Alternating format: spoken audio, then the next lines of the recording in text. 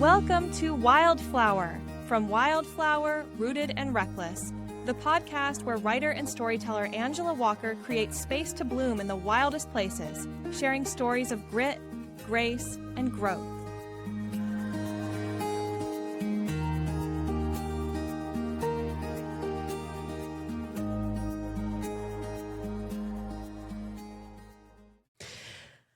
I just want to give a quick trigger warning for domestic violence in this episode and some adult subject material or topics that'll be talked about.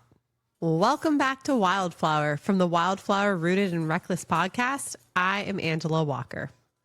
So this week we're going to move into my least favorite chapter. We went up to Arkansas. He had family in Arkansas. So we went up there and I met his mom and his stepdad and his sister. She hated me, but it was whatever. I think she hated everybody back then. His mom was super sweet. His stepdad was fantastic. I kind of knew him anyway. We used to play online games and Skype at the same time. I got to meet some of his old friends, see some of his old stomping grounds, and we did actually get to spend just a little bit of time with his daughter. I think she was probably like 10 or 11 around that time. We would talk to her on the phone sometimes, and we were just a family. We were just a normal family. And so in December, I fell pregnant. I found out I was pregnant and I was shocked. I was flabbergasted. We had used protection. I did not understand how this could happen. I was super worried about how he was going to react to it. So we were on our way to church and I was like, hey, I have to tell you something. And he said, what's that? I said, I'm pregnant. And he got this big old grin on his face. I'm like, what's so funny? And he says, I knew it. I asked him, how did you know? Like, you're not upset? You're not surprised? How did you know? I could just see the signs. I remember when my ex-wife was pregnant and I could just tell. And I remember thinking like, wow, he's so in tune with me. Like, he can tell these things. He could tell before I could tell. That's pretty miraculous, you know? I couldn't figure out, I guess he has condom jumping sperm, you know? It's really super miraculous. But I was pregnant and he was very, very happy about it. And I was happy. I was happy. I was happy that he was happy. I was excited for a baby. Things were good. Everything was good. We made it through the holidays, announced that we were having a baby. Everybody was super excited for us, all of our friends and family, except for my parents. They had a lot of concerns, rightfully so, but you couldn't tell me anything. I wasn't going to listen. I remember my dad would always say, a tiger cannot change his stripes. And I would say, Dad, we're not tigers. We're people. Everybody can change. Everybody deserves a second chance. He's a good guy. He's trying his hardest to be a good guy. My dad and him did not get along anyway. They had already had it out at one point, rightfully so. Rightfully so. It was very contentious between my parents and him. So the end of January into February, I was probably about 3 months pregnant, and he came home. He had been at his aunt's house talking about buying a house and making sure all of his affairs were in order. And he was 3 sheets to the wind, 2 turned Tammy, like just absolutely trashed. I had actually been playing I don't know how to pronounce it, Mahjong, Mahjong, or whatever it was, the online game with the balls that would shoot out, with his stepdad on Skype. And I don't think he realized that his stepdad was on Skype. He came through the door and he started talking about buying a house, and we were going to go looking at houses and just all these things. And I was like, are you drunk? like, have you been drinking? He immediately got pissed. He was so angry. He just kind of erupted.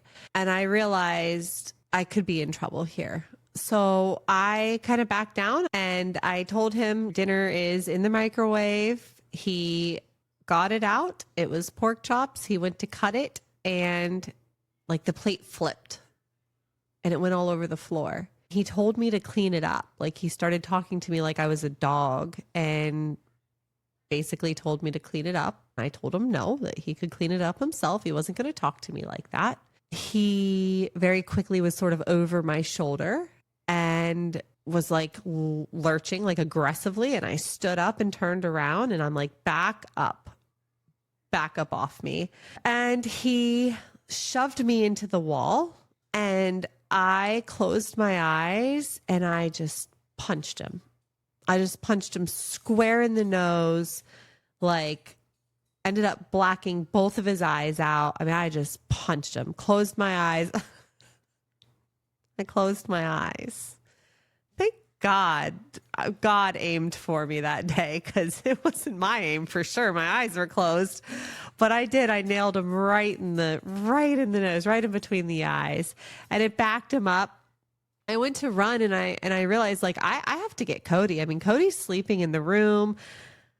I got to get out of here. Like I have to escape at this point. He turned into this like monster, this gremlin, this demonic monster.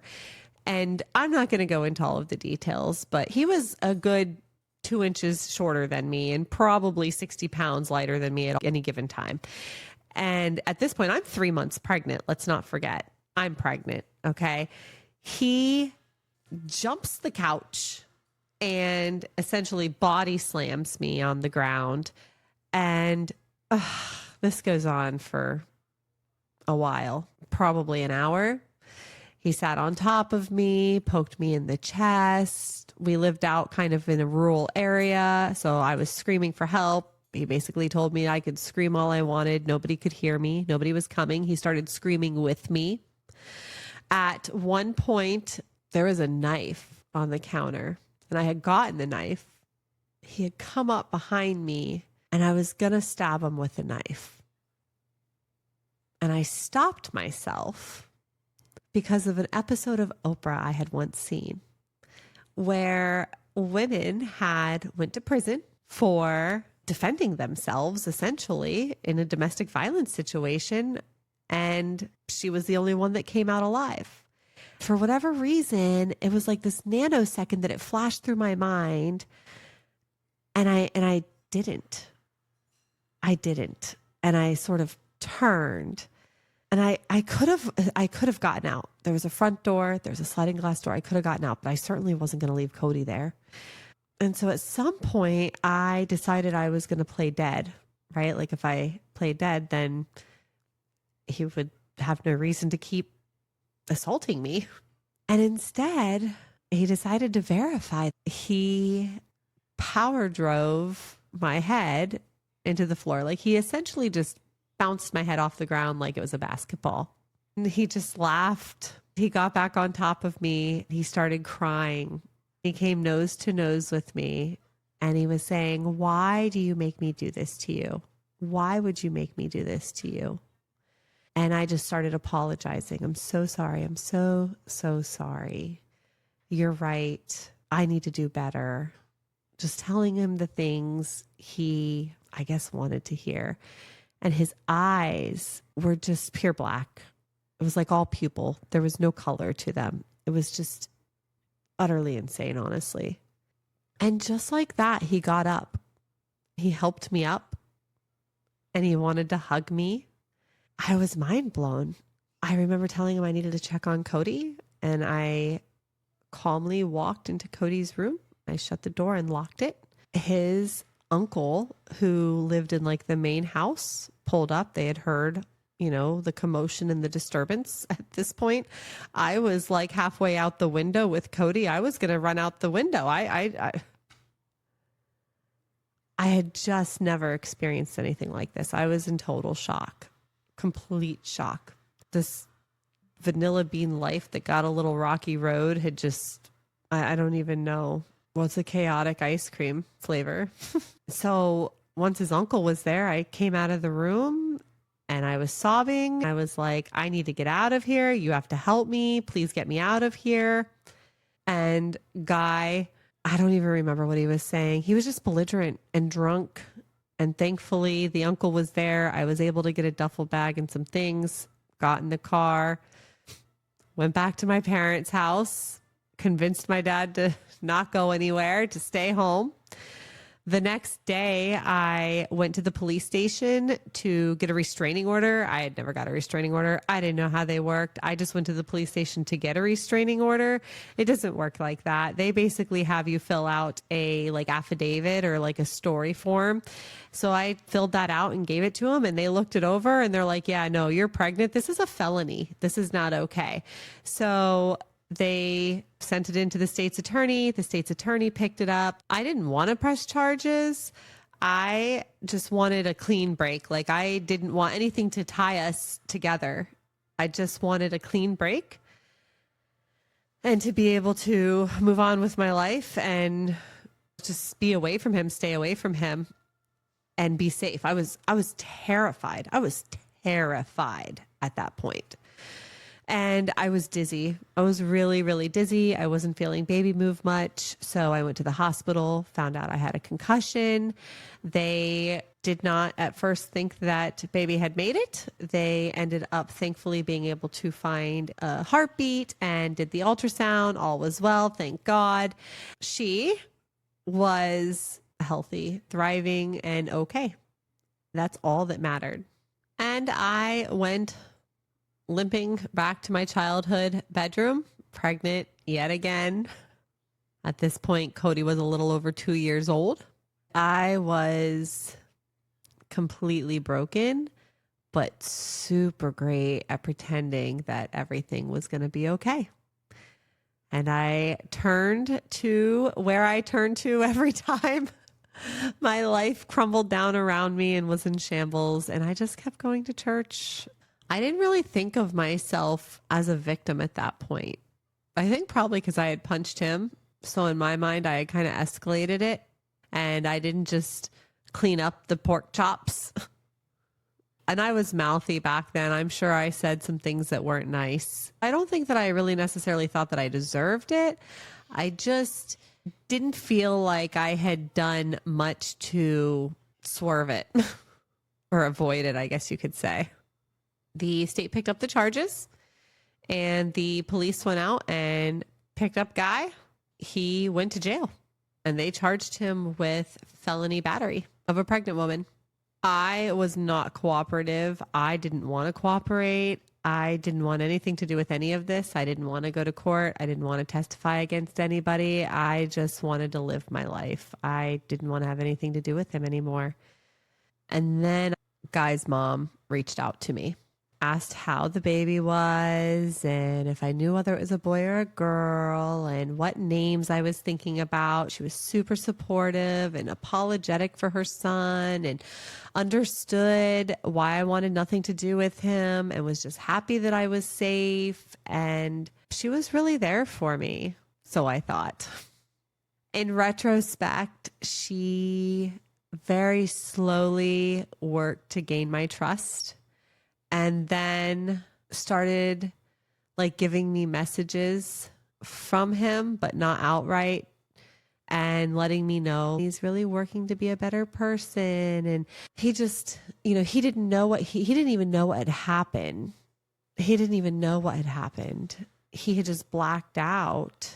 Somehow it became like poor him. And I felt bad for him. He was facing prison time. She knew I didn't really want to cooperate with any of the things. I wasn't seeking vengeance or justice or anything like that. I just wanted to move on with my life. I just wanted to run.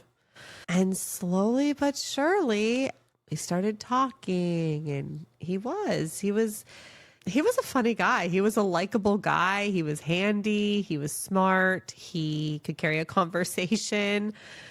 He was working with a friend and they were doing like pool patio decks.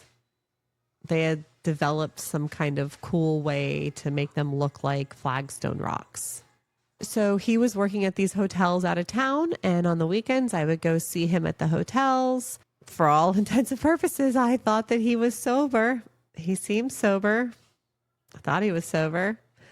And then one day I was at the hotel room. I was getting changed. My foot hit something under the TV armoire, and I started pulling out empty liquor bottles, several empty liquor bottles. I had them all lined up across the desk. When he walked in, his face got huge. He tried telling me that it was his buddy who was there working with him. It was his, and that they got left in his room, and he panicked. So he just shoved them under there because he knew I was coming in. Just all these lies, all these excuses.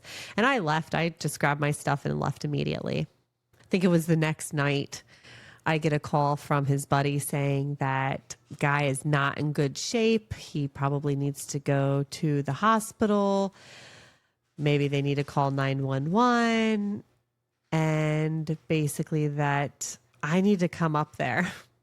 I need to come up there. So I did. I ran to the rescue.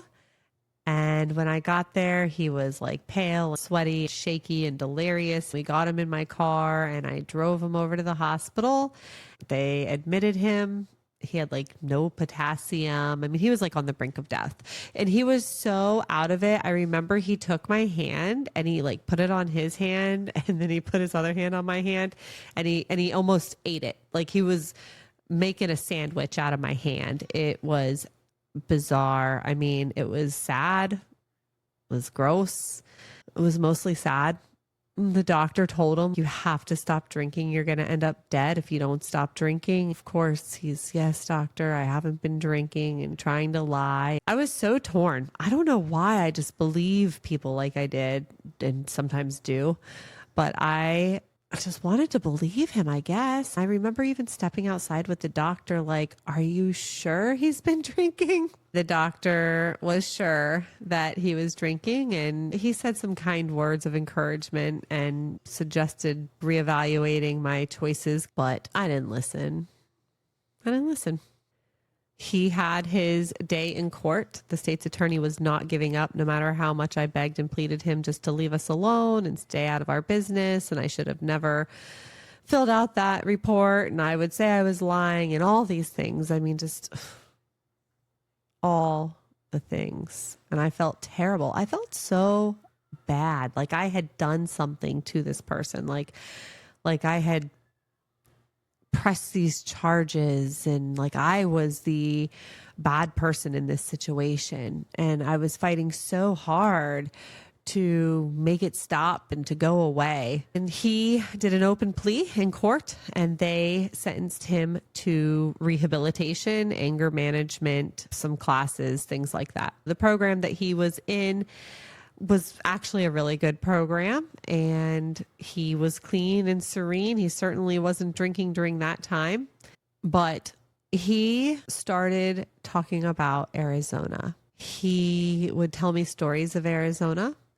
He would tell me how like his family had contracts out there for the dishes, the satellite dishes in the hotels, the security cameras, and how there was such good work out there. And then he started telling me about how he was running into a problem with the rehab because he had to pay child support and he had to pay the rehab. He essentially couldn't afford to do both at that time. So they were going to put him in jail either way. He was either going to go to jail because he couldn't pay child support, or he was going to go to jail because he couldn't pay rehab. Then things got weird. There was something about he had finished rehab, he could leave rehab. I wish I were more astute back then.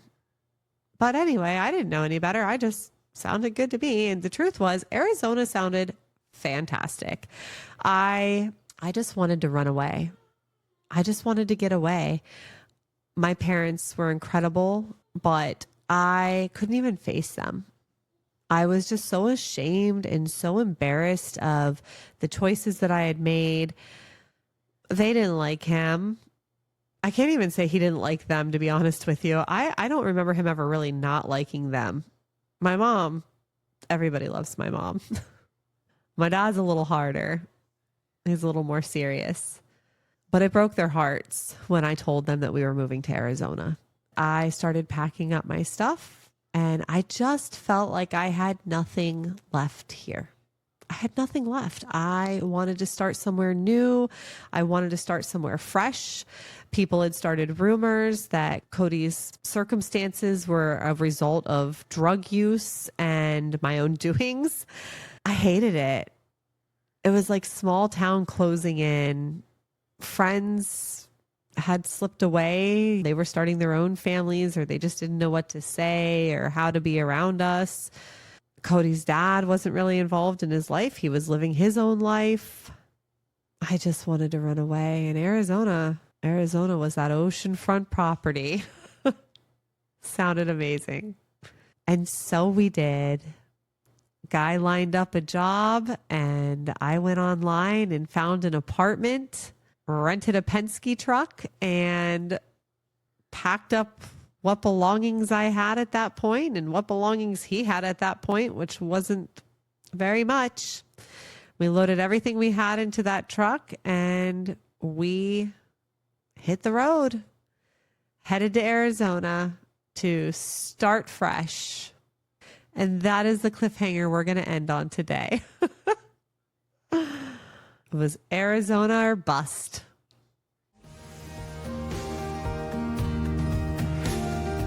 You've been listening to a Wildflower Rooted and Reckless podcast production with Angela Walker.